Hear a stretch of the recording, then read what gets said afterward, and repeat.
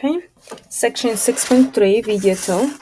So here we continue with exponential functions, and I want to give you the definition of number e.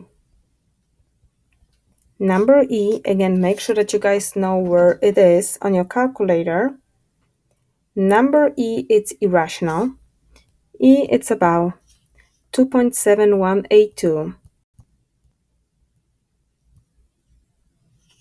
A1828, and continue. It's irrational number. Okay, the numbers after decimal don't repeat.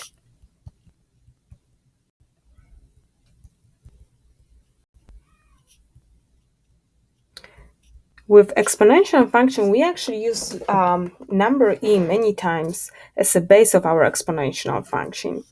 So what you can see, the exponential function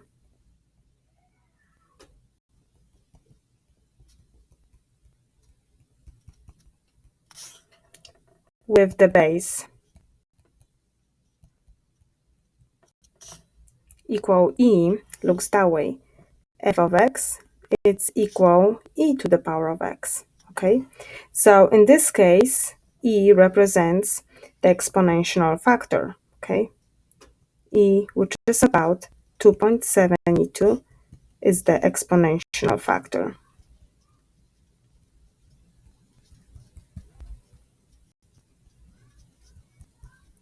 Many times, when e is our base, they call this exponential function natural exponential function.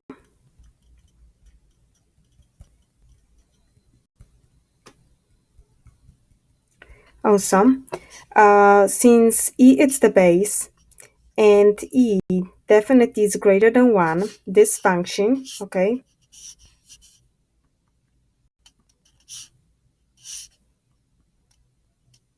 is increasing.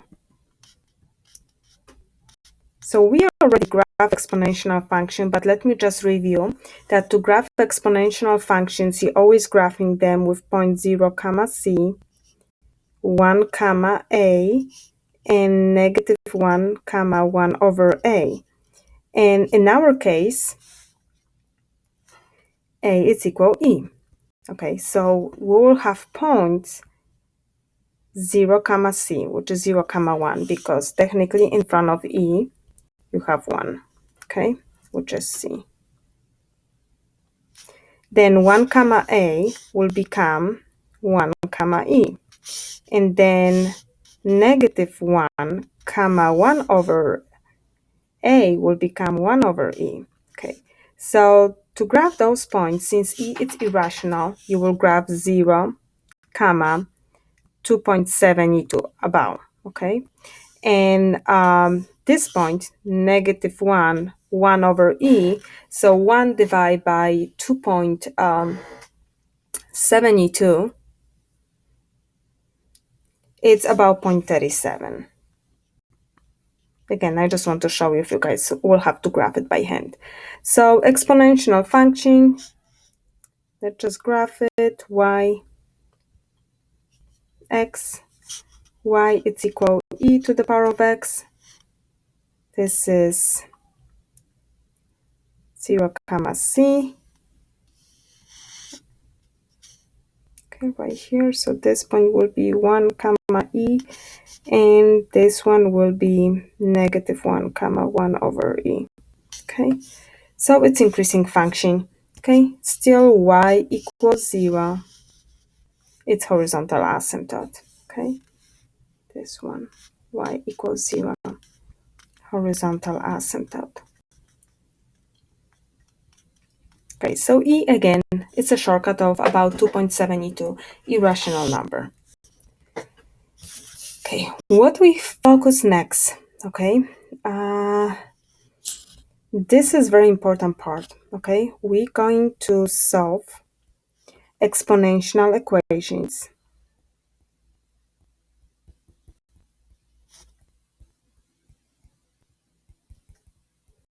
And in this section, 6.3, we're going to solve exponential equations using one-to-one property.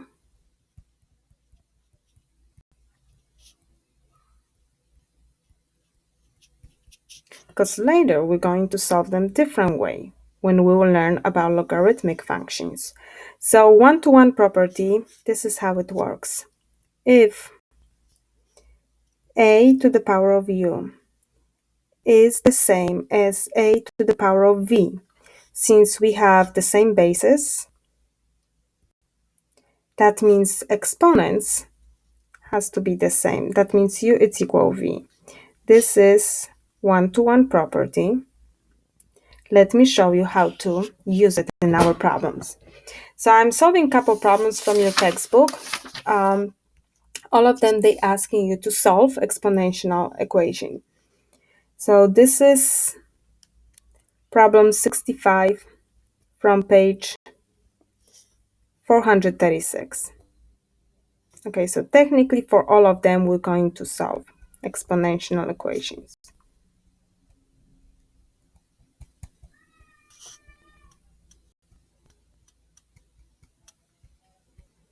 So here, they give you 2 to the power of negative x. It's equals 16. So what you're trying to do, you're trying to use a one-to-one property. So you want to have, on the right side, you want to rewrite 16 as an exponent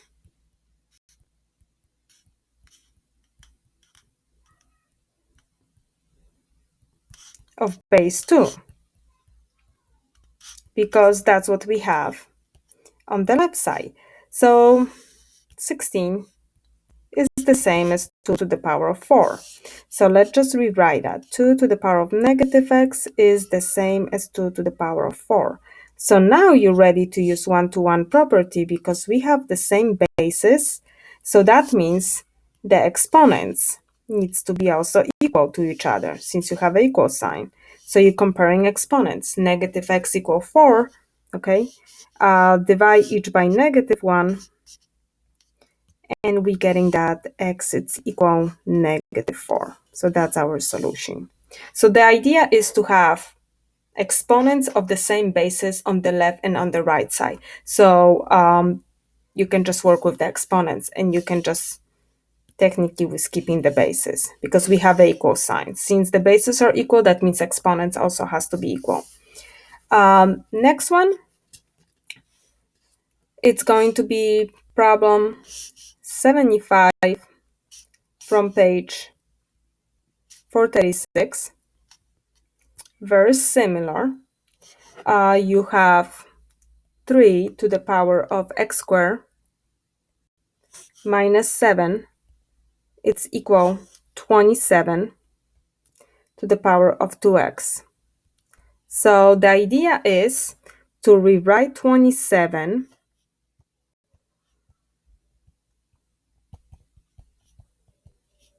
as 3 to the power of 3. Why 3? Because the left side has a base 3. Okay, so we're going to get 3 to the power of x squared minus 7. It's equal 27. It's the same as 3 to the power of 3. And of course, you're copying the rest. You still have that 2 to the power of x. So on the left, it's 3 to the power of x squared minus 7 equal. Here, you're going to use the power of power property. So you have power of power. What that means, you're going to multiply them. Okay, so here, apply power of power property.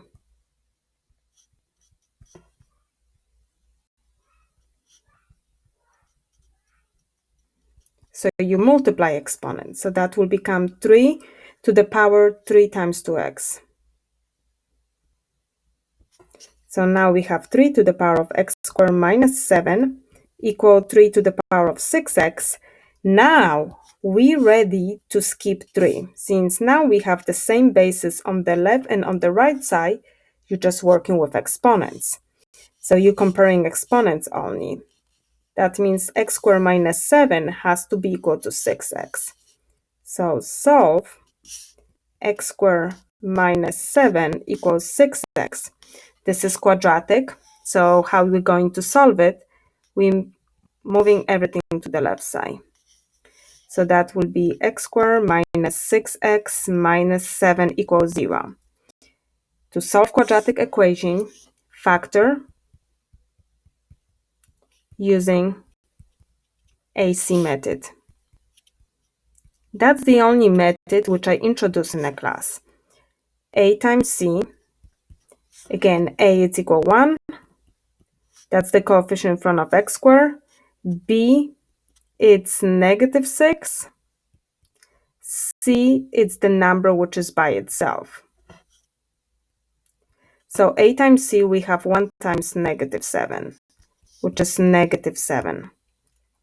Next, find two integers, which by multiplication is equal negative 7, and the same two integers, which by addition will give you b. b is equal negative 6. So what's going to work? Negative 7, positive 1. So when you have those numbers, you create two parentheses. X plus first integer, which is x minus 7, times x plus second integer, which is x plus 1. And make that equal 0. So now you're solving two equations. X minus 7 equals 0, x plus 1 equals 0. We're getting x equals 7, x equal negative 1. So the solution set is negative 1 and 7. You got two solutions. This is what we're solving. It's exponential equation, so you don't need to worry about restricting the domain. For exponential function, x can be any value. So whatever you will end up with solving, that will be your solution. So make sure that you guys will review factoring quadratic equations because that's coming back. Two more problems. This is number 81 from page 436. You need to solve the exponential equation e to the power of x squared equal e to the power of 3x times 1 over e squared. So what I recommended, don't touch the left side, it's good. Simplify the right side. So here, let me just rewrite. I have expression times fraction. So you multiply that expression by numerator. So this is the same as 1 times e to the power of 3x over e to a second power.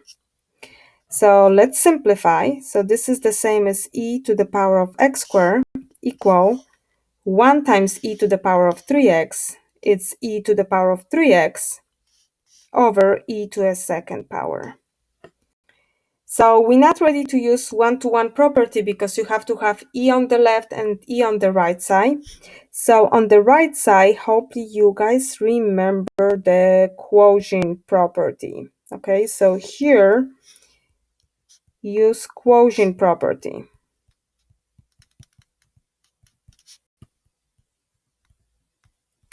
Which means that when you have the division and you have the same basis, you copy base once and you're subtracting exponents. So that will be 3x minus 2.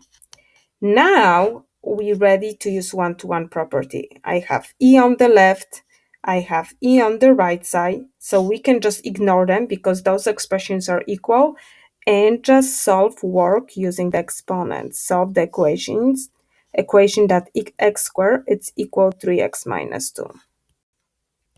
So now solve x squared it's equal 3x minus 2. Again, quadratic equation, so we're moving everything to the left side. I'm subtracting 3x and I'm adding 2 to both sides. So that will give me x squared minus 3x plus 2 equals 0. factor, plus factor. So I'm factoring with AC method. A is equal 1, B is equal coefficient in front of x, which is -3, C is equal 2. So A times C is equal 1 times 2, which is 2. I'm looking for two integers, which by multiplication gives me AC, which is 2, and the same two integers by addition should give you B. In our case, B is equal -3. So what's going to work? -1, -2. And next, that x squared minus 3x plus 2, you're going to rewrite using factors. Since a is equal 1, that's the easy case of factoring. You're putting x in each, x plus first integer, which is plus -1, times x plus second integer, which is plus -2. And don't forget that you're solving equation that has to be equal 0. So two factors equal to 0 when x minus 1 is equal to 0, or x minus 2 is equal to 0. So we got x equal 1, x equal 2. So we got two solutions for this problem. The solution set is 1 and 2. Two solutions. Okay, let's do one more problem of solving exponential equations. I'm going over number 82 from page 436. I think it's the same page. So you have e to the power of 4 n to the power of x times e to the power of x squared equal e12. So what you need to do, you need to simplify the left side. First, apply the rules of exponents. Here you have power of power. You will need to multiply those exponents. So this is the same as e to the power of 4x times e to the power of x squared equal e to the power of 12. Like you guys see in all of those examples, I didn't mix the sides, I'm just simplifying them. The idea is that on the left side here, you will get only one e. So you have the same basis and a product, which means use product property. What that means, copy base once, and when we have a product, we adding exponents. So this is 4x plus x squared. And on the right side, just copy e to the power of 12. Now we're ready to use one-to-one property. We have e on the left, e on the right side. So we can ignore them and just solve the equations using examples, using exponents. So we're solving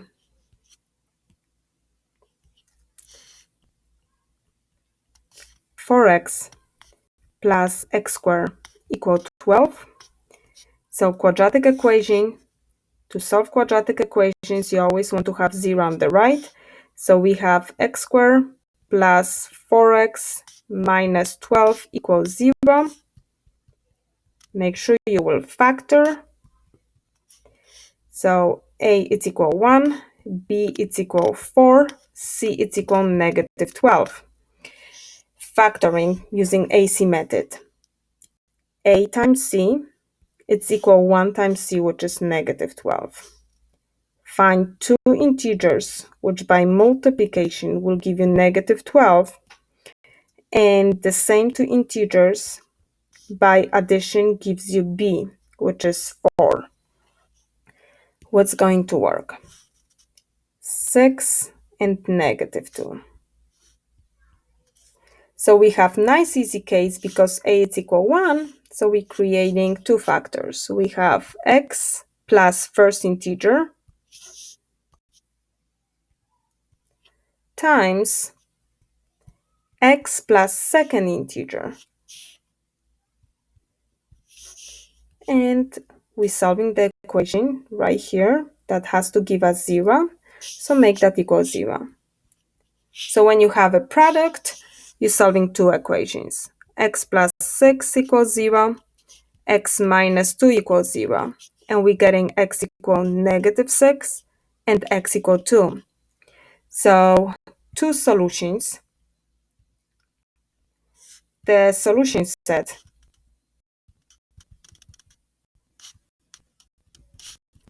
is negative 6 and 2.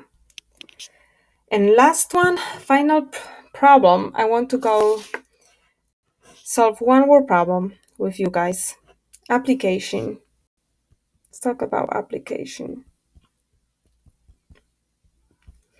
One problem, 113, we'll go over. It's on page 437. Okay, let me see if I can open a textbook. I'm not sure. Okay.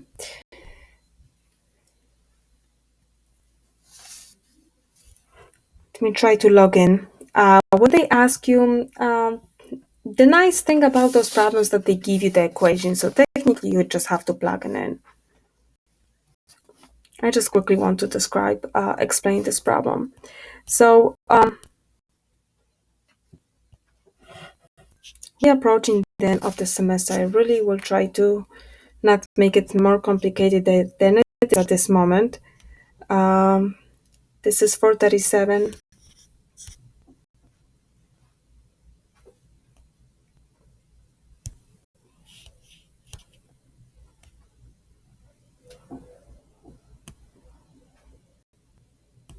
Okay, 437 is coming up.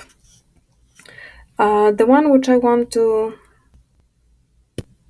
solve it's 113 right here. It's very similar to the one which they give you.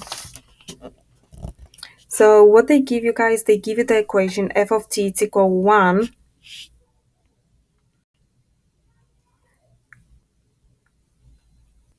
Why this one doesn't want to get down?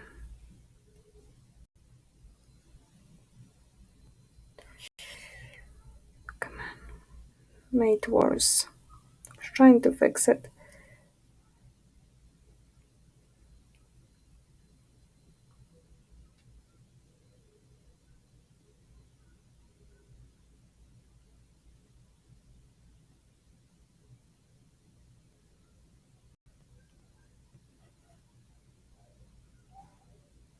Okay, so they give in the equation f of t is equal 1 minus e to the power of negative 0.1 times t. So between 12 and 1 p.m., cars arrive at Citibank's drive-thru at the rate of 6 cars per hour, 0.1 car per minute. The following formula from probability can be used to determine the probability that car will arrive within t minutes of 12 p.m. Okay. Let me just see if I can shift it like this. Oops, what just happened? Okay, come on. Okay, you guys will have to read it.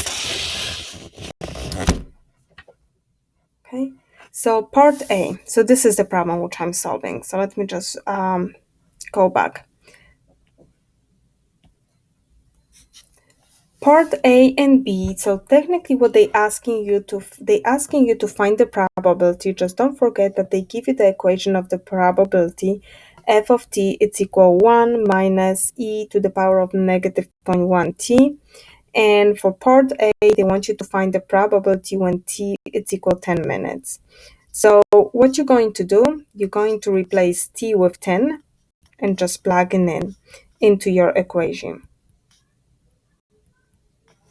And you have to use the calculator. Don't forget that for E, you have to click on E bottom on your calculator and you're getting about 0.632. And for the rest problems, B and C, I think they want you to find that probability when with different timing. I want to talk about C, because it sounds complicated, but I don't want you to overthink. What values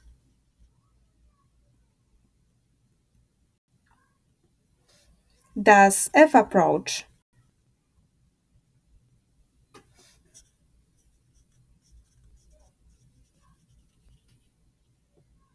as T become